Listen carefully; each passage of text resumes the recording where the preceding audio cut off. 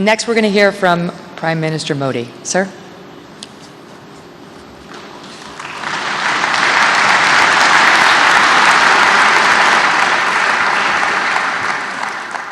அரசு முறை பயணமாக ரஷ்யா சென்றுள்ள இந்திய பிரதமர் நரேந்திர மோடி செயின்ட் பீட்டர்ஸ்பர்கில் சர்வதேச பொருளாதார மன்றத்தில் உரையாற்றினார்.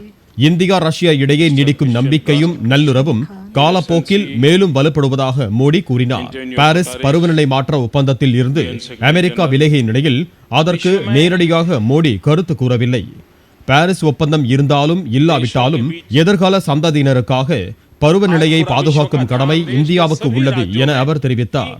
जो मैं समझता हूं किसी भी निवेशक के लिए और विशेष करके विदेश के निवेशक के लिए बहुत की उपकारक होती है.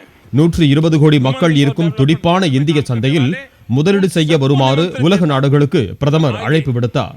800 मिलियन 35 से नीचे की उम्र का यूथ जो ग्लोबल रिक्वायरमेंट को पूरा करने की पूरी सामर्थ्य रखता है.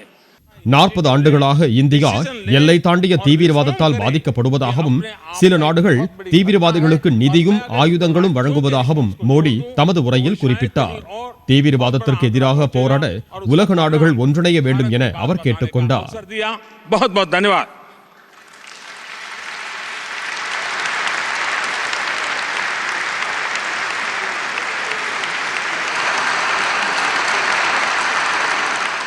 இதனிடையே உலகின் சிறந்த வான்வழி பாதுகாப்பு ஏவுகணைகளில் ஒன்றான S-400 ரக ஏவுகணைகளை ரஷ்யாவிடமிருந்து வாங்க இந்தியா திட்டமிட்டுள்ளது.